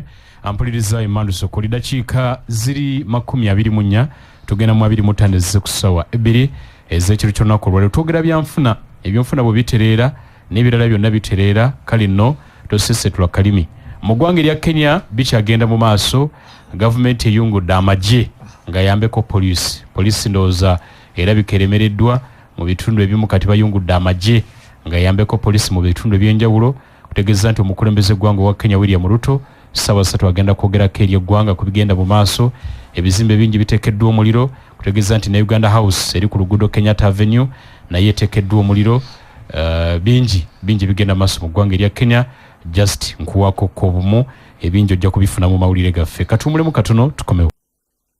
Ampulirize Emmanuel Sokoli dakiika 27 zise ku ssaawa 2 njagala kukujjukiza nti munange omwoyo w'omusolo keekadde tandika okufayiringa returns zo nga tetunatuuka ku lunaku lwa salesale wa nnaku z'omwezi 28 omwezi guno olunaku olwokutaano luno kale nno teekayo returns z'obudde nga bukyali weewale okukugattamu interest oba kukuba penalties ez'enjawulo tusobole okutambulira wamu n'ekitongole ekya URA wakati mu ddembe n'enkolagana ennungi. Bw'oba olina byagala okumanya ku nteekateeka eno aba URA osobola okubakubira ku nooti 8 nooti 21 noti 8 noti ndoze tugirekenera kati weddeyo bulungi katukozese eno ya WhatsApp eri noti 772 14 noti emirundi ena noti 772 14 noti emirundi ena obosobola okugenda ku ttabi lya URL eri kuli okumpi nobako byeweebuuza era ne bakulungamya tukwebaza olw'enkolagana ennungi URA ekugamba nti mukwano tukulaakulanye eggwanga nga tuli wamu nkujukiza nti gwe olina swimming pool jacuzzi oba sauna Dayleaf pool accessories twazikuleetedde Dayleaf pool pumps, filters, water treatment chemicals, water purification systems, pool chemical n'endala nyingi heat pumps, lighting ne byonna ebyetaagisa mu swimming pool, sauna, fountains tubulina n'ebirala bingi. Davis and Shutleaf bakuteerayo system z'amazzi za swimming pool, sauna, jacuzzi, fountain nga beeyambisa abakozi baabwe abakugu era babawa ne warranty n'okubayambako okuzirabirira technical support okumala akaseera. Davis and Shutleaf basangibwa ku GR Complex, Jinja Road, balina n'amatabi amalala mu bitundu by'eggwanga eby'enjawulo nga Nakasero ku Seroma, Shoppers Stop Plaza, Shauliyako ku Nabugabo Business Center, Jinja Road Branch okulirana Nema, Mukono ku luguudo olugenda ku office za Lands, Jinja City ku Cleve Road, Mbarara ku Balia Mall ne mu maduuka ga Hardware gonna okwetola eggwanga kalina okwatagana nabo ebintu bijja kwanguwa nnyo. Bakubire ku ssimu eri noti 323 asatumunya nkaaga noti noti 323 asatumunya nkaaga noti Dayleaf dependable quality affordable products. Era kugamba nti aba conversion feeds bategeeza abalunzi b'enkoko ez'ennyama mwena nti bakuleetedde akalungo intraco concentrate akatabulwa mu mmere y'enkoko ez'ennyama kalimu calcium ayamba okugumya amagumba kalimu ebipimo ebituufu ebya proteins ne vitamins ebiyamba enkoko zaffe okukula obulungi kayamba enkoko obutafulumya kalimbwe mubisi nnyo kino nno kiyamba okukuuma ekyumba ky'enkoko buli kiseera nga kikalu enkoko eridde emmere omuli akalungo ka intraco tefuna amasavu mangi agayinza okugireetera obulwadde enkoko bwe zirya emmere omuli akalungo kano zikulira wamu era ne ziba nzito nga zizitowa kyekimu enkoko eziridde emmere omuli akalungo ka intraco mu sabbiiti 5 zokka oba otandise okufulumya zibeera mu kilo 2 n'okusoba nga weenogera nsimbi. Conversion Feeds basangibwa ku head office yaabwe ku ploti 5 Coronation Road Old Kampala oba ku matabi gaabwe okwetola eggwanga lyonna. Essimu ko bafunira eri noti 782 2 noti ne 8 oba noti 7 noti 7 7 2 6 mukwatagane ensonga zitambule bulungi obulunzi bukwangwire. Nkyaliwo Professor Issa Nserikono. Professor Bannayuganda bangi bafubye okutandikawo emirimu ekyokkiriziganya nange nzikiriziganya naawe naye ate mingi gifa bakagitandika mwe muli basawo ba business tagali ali luddawo. Tagali mungi nnyo njagamba nti ebitundu ndozanga 9 omanyi mu Uganda wano fa omu ku nsi ezikyasinze okutandikawo emirimu abantu batandika nnyo business era nga bw'oyogedde omwaka gumu guba tegunnayitawo ne zigwa lwaki business yeegwa ekisookera ddala gwe business ogirabiridde kubanga business eringa omwana bw'obanga omutandise n'otamuwa kyayagala akola ki aziŋŋama mangu nti ebiseera ebisinga tetufaayo kulabirira bizinesi yaffe mu ngeri ki nti tetutandika ebitabo abasinga tetumanyi kubala magoba getufuna mu bizinesi yaffe kino nkirabye mu bizinesi nyingi nnyo otandika gwe obala sente z'okoze tomanya nti bwe mbadde enkola nina emisoso gyonna gye nkoze eki gye nsasudde bw'obanga oli mu akeedi ojja kulaba nti otandikira eyo n'ogamba nti kasasiro naye mutaddeko amasannyalaze nago nga taddeko kuba egyo gyonna misoso gya bizinesi naye tugwa olw'okubanga tetumanyi magoba getukola ki getukola ekirala era mu butuufu era abamu bagwa kubanga tebalina gye bajja ssente ekintu kye tubadde twogerako wano twogera ku informality business ezitamanyikiddwa oba business government zeetataddeeko mukono nti zeetafaako abantu bano bebamu nga abatembeeyi bebamu nga n'abalimi bennyini abatonotono abalala abali ku nguudo kukonna kwegamba tetufaayo nnyo kumanya ekirala tetufaayo kugenda kwebuuza kuba tusinzeeko mu kkowa lya bizinensi gwe wali ovuddeyo ko n'otandika okubuuza gundi wakikola otya kubanga bw'obanga toli bino byonna byetaagisa nti omanya bizinensi yo obuuza abalala abakusingako kuba bw'obabuuza bagenda kukubuulira nti nzaawo toyitawo nayitawo nendaba nga nzijukira manyi nange ndi musuubuzi yadde ngendako mu byobwa professor nina mukwano gwange twatambulako naye ne tugenda e China bwe tutambula ne tugenda e China ye ekimu yalinga alowooza ndowooza ebintu byo byangu nnyo engeri gye yabibalanga ye ng'abibala bikifuula nnenge era bizinensi ye mbutuufu teyakola ki teyawangaala ekirala ekyandibadde kisinga okusuula bizinensi z'abantu bwe butanoonya bumanyi obutanoonya okunoonyereza bizinensi y'olina okuginoonyerezaako n'oyongera okugitegeera n'ogamba ngikola ntya mu ngeri abalala gye batagikola kubanga gwe bw'okola ng'okola bizinensi ng'ogikola ng'abalala olwo competition oba tosobola kuvuganya ate omuntu yenna atavuganya kitegeeza tasobola kulwana bulungi naye vaayo ovuganye olaga abantu nti nze ekintu kyenkola nkikola ate nkikola mu ngeri yanjawulo mwe muno we muli abantu kati nga boolaba nti mubeeramu abaana abajja najja aleeta ekintu ekipya ku katale ng'ono yaleeta juisi ddala usisimukubira kalango naye okuleeta ekintu abalala kye batakola ki kye batalaba ffenna tukola bw'ojja n'okoppa bw'olaba nti munno ali kaduuka akaddako atunda ngoye naawe z'oyagala okutunda naye ddala ze zirimu ssente era nawe bw'ojja n'ozitomera ogenda okwesanga ng'okoze eki ng'ogudde kubanga tosomye bizinensi gy'okola ki gy'oyingiramu ekirala tetukola kunoonyereza buli lw'otakola kunoonyereza bino byonna bigenda ne ku gavumenti omanyi bajja ne bajja basuulawo programu ne baga tuyingira programu eno nga tebanoonyereza nnyo ku kiki kiyinza kuyamba mu ngeri eyo naye lwekyo ŋŋamba nti bw'oba ogenda kukola bizinensi yeeyo sooka onoonyereze okunoonyereza tekwetaaga genda nti oba nasoma nnyo nawandiika ebitabo ŋŋamba nti njagala kuyingira kulima butunda nti obutunda ani yali alimyeko ku butunda abulima ddi sizoni eriwa abutundawa kubanga ekintu kya omuntu atundawa nakyo kikulu tujja ne tufuna bizinensi zonna nekitulemesa okumanya wa gye tutunda ate bannaye mbabuulire bw'oba tolina gy'otunda ebintu bikulema katale kakulu nnyo mu bintu bye tukola kitegeeza nti n'obukugu bulina okubaamu nina kisinza kwerabira nti ensangi zino bizinensi etambula etya abaana bagudde nnyo kubanga balemedde mu ngeri endala enkadde wali oyingiddeko ku tekinologiya saawa zinaaliko n'omanya kikyolina kubanga bw'oba oyingiddeko mu tekinologiya kikuyamba n'okumanya kyekiriko kyekiriko n'omanya bakikola batya ate tukola tutya nzizeeyo nawaliwe negamba nti nali n'abantu be nali nabe China ate ku luno banaye neebazannya abavubuka bayingira nnyo bizinensi ku luno neewuunya nnyo nti otuuka China ng'abavubuka bangi nnyo abakoze eki abayingidde bizinensi naye era awo misolosolo awo ne gibakola ki ne gibasumbuwamu era abamu bagwa olw'emisolo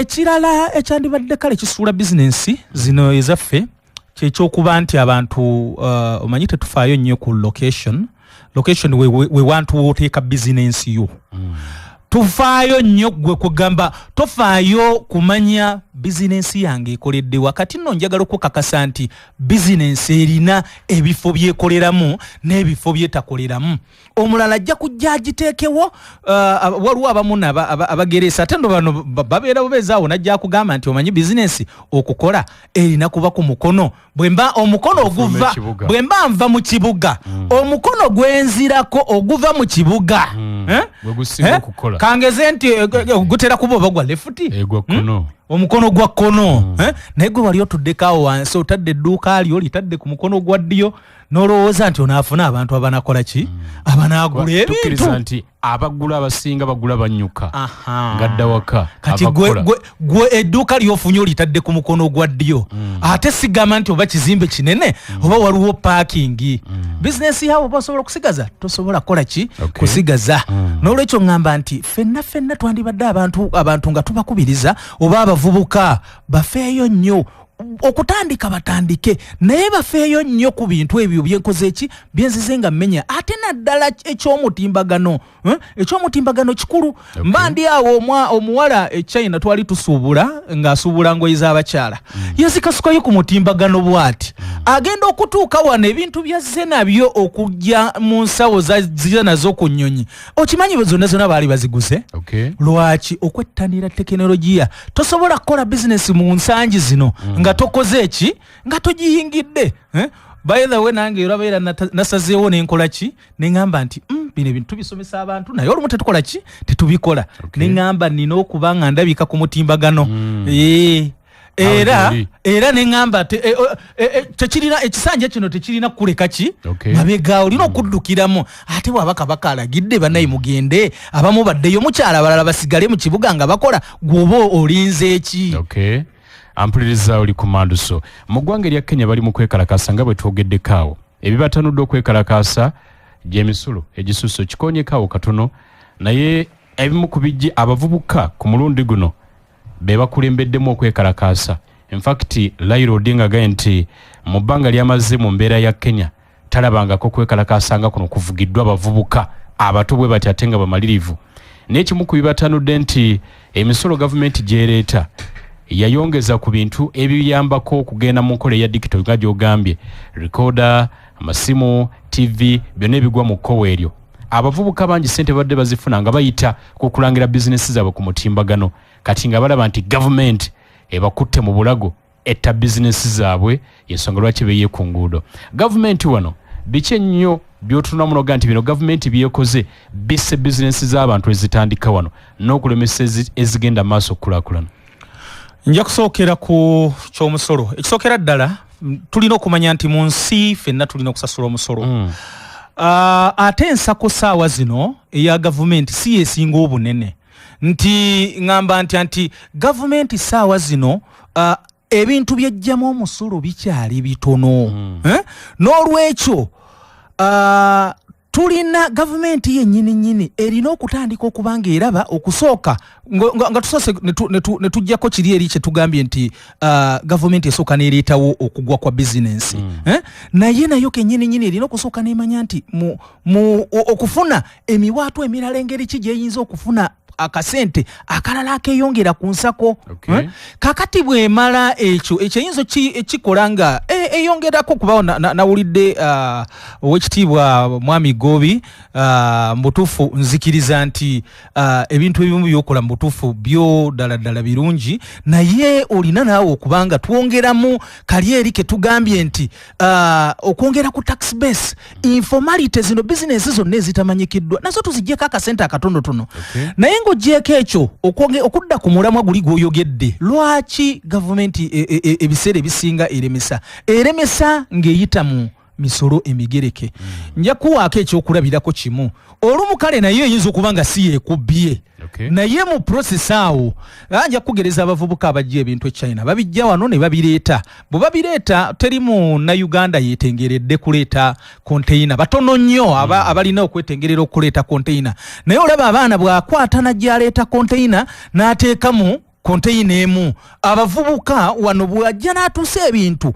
nti ebintu tuba tulina kye bayita groupage twegasse wamu okusobola okuleeta abantu okuleeta container tugenda ogituusa wano ekisinga okuba ekibi nti tulina abavubuka be tuyita ba container leader balemesezza nnyo bizinensi nti ajjayo yakugerekera omusolo ng'ate gavumenti ye yamuwadde mulala n'olwekyo gavumenti awo esobola kukola etya gavumenti eyambeko mu kye bayita groupage containers kubanga munnayuganda omu bwe naaba yagala n'okwongera ku musolo munnayuganda omu bwebanga alina engeri kijaleeta ebintu bye nakiriyaringibwa ng'omuntu omu kino kikolebwa naye singa kikolebwa nnyo olaba nti gavumenti eyinza okubanga omuntu emuggyako emiliyoni emu group container leader n'amuggyako emiliyoni 2 kakati bano ne babanga be bamu kubalemesa abaki abavubuka mu ntambula eyo ekyokubiri nti URA naye erina okubanga efaayo ku bantu nti efaayo ku bantu ki oleesa ebintu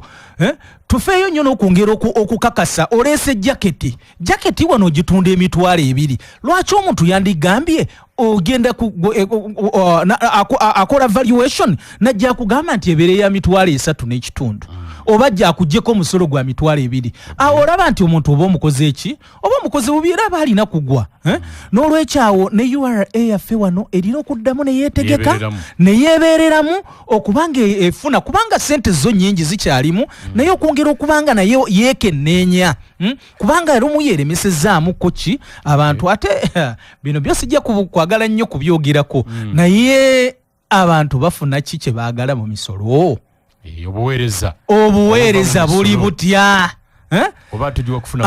nze sijjagaana kubusasula musolo naye obuweereza buwe buli n'olwekyo ne gavumenti efeeyo nnyo nti bongere obuweereza bino bye tuwulira ebya enguzi ziri eno ziri eri bikendeere kuba bw'obanga okendeezezza ebyo kiyambako okuba nti tulina ensako ewerako n'olwekyo n'abavubuka babafunira programs ate ekirala programs z'abavubuka zino ezivaayo owulira PSF yokola programs ennungi eyambye abakyala sawa zino olaba programs nga grow olaba biki kati olaba programs ezo zonna nga zeereeta ng'otaddeko na zino kati ng'eno yennyini eyamba okwongera okuttaanya abantu enkolagana ya CBS eno ne MUBZ olaba nti kati programs kati nga zino ze zirina okukola ki okuwulirirwa abantu era wo wonna oba oyamba kukendeeza kuki kubutamanya ate era ne kikuyamba n'okubanga bizinesi ye egenda okuba ki nga yeeyongera okuba mu maaso n'abambaga nti bizinesi agitandika leero enkeera ne bamukera omusolo guliwa ekyo kyo kituufu nnyo era tukiraba wano mu kibuga naye kaakati gwe olwaki obanga olwaki gwenga URA naye ate era ojja kwesanga nti abaana bano abasolooza ssente balina okwongera okubangulwamu mu ngeri ki nti tusome embeera omuntu oza omusanze akugambirwa kuba era naffe abasuubuzi olumu tumanyi okwekwekerera tumanyi okulimba omuntu ojja n'akugamba owaayo okola meka neweekweka zino sikola ki sizikola n'olwekyo ffenna ng'abamu ffe ng'abasuubuzi ffe ng'abavubuka tulina okwebeereramu ne gavumenti etubeereremu okuleeta programs zino ennungi kati ojja kwesanga nti ekikwewuunyisa mu nsi nga Brazil ne Pakistan gwokimanyi nti abantu ab'okunguudo abatembeeyi n'abatunda mu katale kwegamba abatali bawandiikiddwa mu bitabo bya gavumenti bituufu be basinga okusasula omusolo era GDP zaabwe kati bo bakikola batya tufuddeyo tutya aba gavumenti abawano okugenda okukebera abalala bakikola batya naffe okusobola okutereera kuba tetwagala kufuna kino ate kiri Kenya wano mu Uganda tetwandikyeyagaliza kyandibadde nti funa tufeeyo nnyo n'okukiziyiza kigende eri kubanga bagamba kibi kikola ki kigwana wala ampuliriza katuumulemu tukomawo 89.2 FM oli ku Manduso ampulirize Manduso ku lidakiika tusigaza no 12 zokka bwe ziti tukusiibule nga zikonya essaawa 3 abakyogero products nga bwe bakola bizigo ne sabuni ebya kyogero bajjukiza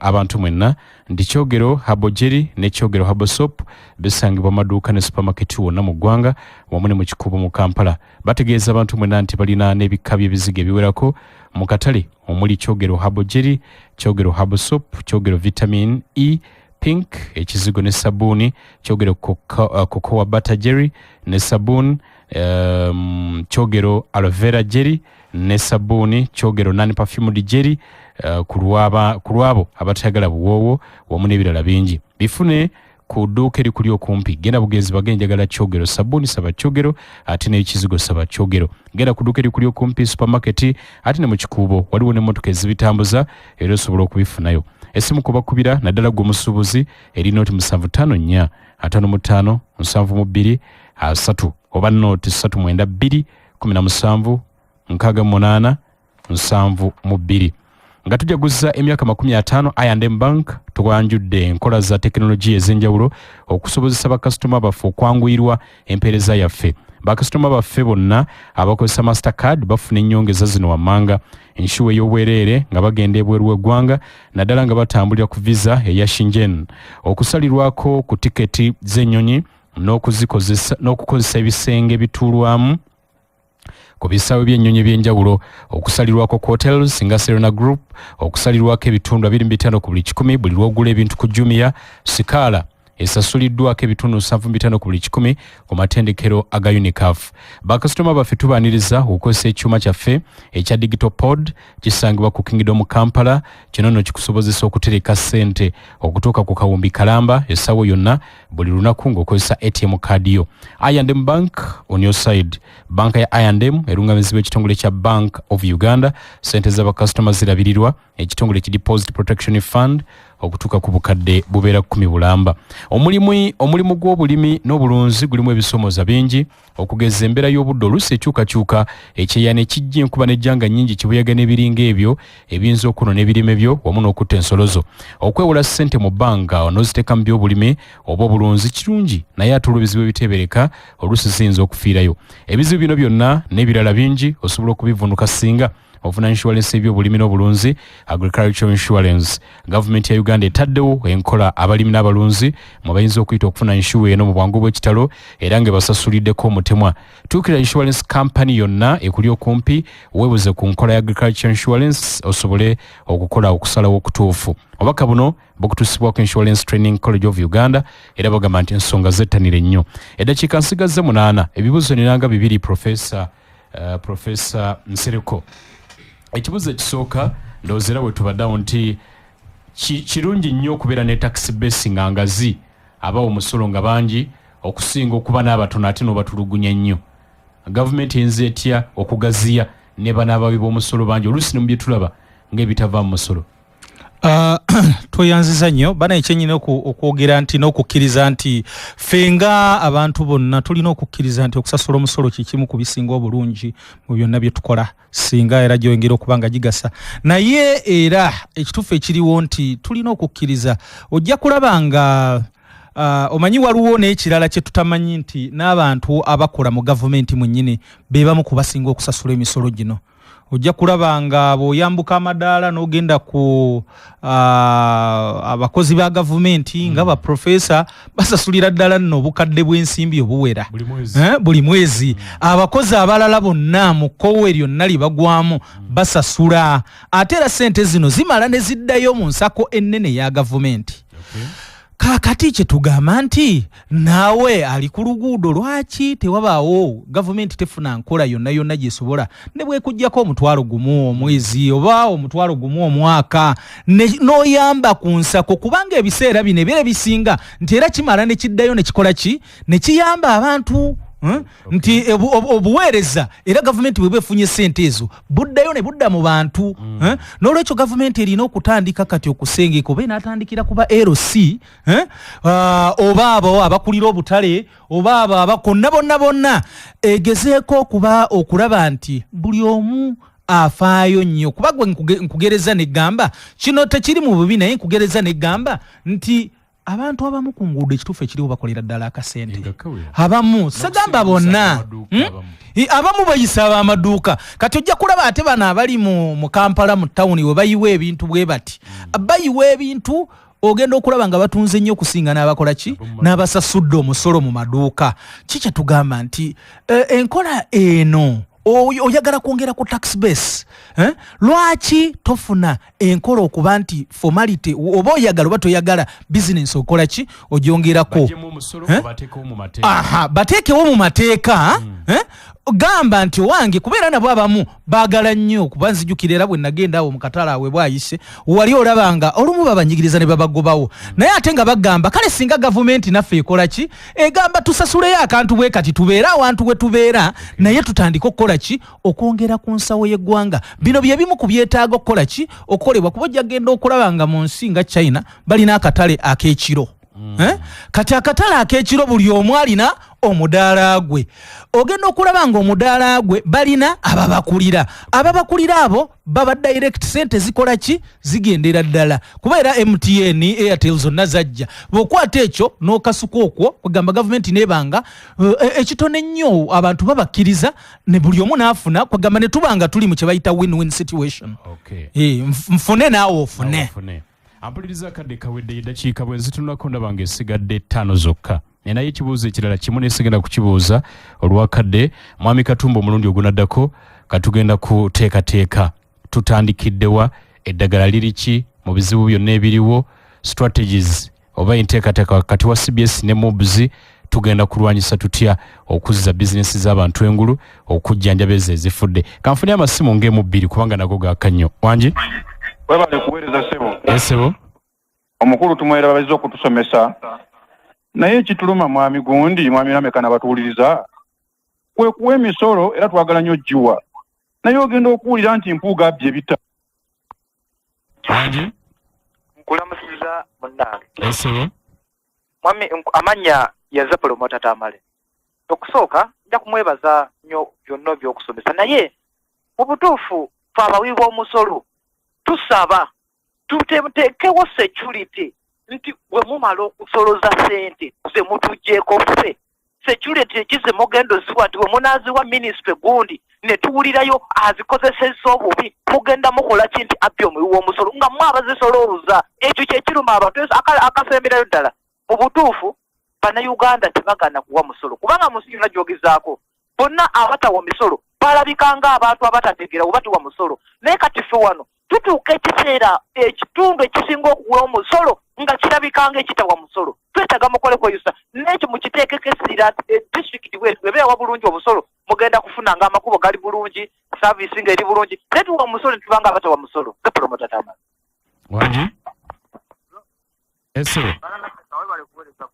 tumbula ku ddoboozi oli wansi nnyo webale kuweereza ggwanga mukadde wange esebo chairman wa Uganda Federal Alliance amanya makumbi okuva Kawempe mukama wange oyo mulamusizza nnyo ne mwebaza okulambula naye sebo mukama wange ensonga y'omusolo nsonga ntuufu era bannayuganda tugyettanira okugiwa naye tusaba mmwe mugende mutegeeze gavumenti ekole enteekateeka ennungamu eri bannayuganda tusobole okuba omusolo guno nga tuguwa mu mateeka nga tetuguwa tukwagala okusinga lwe munatuteekako omusolo omungi tegutulema okuwa ate ne mubanga mutukwata sebo yenteekateeka gye twagala gavumenti etukolere bannayuganda tuwa omusolo eggwanga lyaffe ligende mu maaso kale tweyanziza eddakiika tusigaza 3 katuzeyambise nga tumaliriza n'ekigambo ekisembayo tutumbudde tutya ku nteekateeka y'okutumbula ebyenfuna by'abantu ba Ssaabasajja Kabaka Profesa Isa Nsirika ekigambo ekisembayo neyanziza nnyo naye nga tumaliriza nina okusiibula ku maama wange Mariam maama munnange gye tuli eno n'omukyala mama yani Mariam Nansamba ali bwayisaawo alina edduuka awo mwakolera maama kirungi nnyo mpozi n'omukyala Dr. Babiri Hamida gye tuli eno tukola naye nzirayo ku kiri eri nti banange CBS mwebale nnyo enkolagana eno gye mwataddewo CBS tweyanza nnyo obwakabaka bwa Buganda fera tugamba nti tugenda kukola nnyo tujja kujja wano twongere okulambula emiramwa egy'enjawulo twongere okubanga tuwa abantu research ebintu nga tubijjira ddala mu research tubikole oba oli awo abantu abamu bajja kufunamu akalungi nga kibayamba okwongera entumbula ya bizinensi yaabwe kuba abavubuka beetaaga okuba nga bakola ki nga bongeramu ate ekirala n'obwakabaka bwa Buganda bujja kuba nga bweyongere tutumu kubanga mu butuufu omuntu ayambye omulala bagamba nti yasinze oba yasinga okuba nga akoze ekikola ki ekisembayo obulungi n'olwekyo mu nkolagana eno tweyanza ffe ate sijja gana kweyanza mukama wange Professor Moses Muhwezi sawa zino principal wa Makerere University Business School ne Dr. Diana kuba bebaleeta ekintu kino ki okubanga tutandika program eno tubebaza kubanga kino kigenda kuyamba eggwanga lyonna okufunamu program zijja bulungi gwera bw'otuukanga ku lunaku olwaleero ng'otuula. Okay. Tuyanziza Mwami Katumba ekigambo ekisembayo. Sebo neyanziza twebaza nnyo professor kubanga alambise bulungi ate ebigambo ne biyamba okutwala mu maaso ebyavudde mu mbalira y'Obwakabaka yasomeddwa. Mbajjukiza omwoleso gwaffe ogwa pewoso gw'ebyobulimi gwe gwokka ogutegekebwa mu bendobendo erya Greater Masaka wadde akadde kakyaliwo katonotono gwanga nnyo okutuuka nga 9 Septemba kale no bannaffe abeeyo n'abeeno mwetegeke. Awangali nnyo Ssaabasajja Kabaka ne Katonda abakuume. Ampuliriza tugenda mu mawulire n'Olivia Kwagala nze Kalule Lameka Katonda abeere nammwe.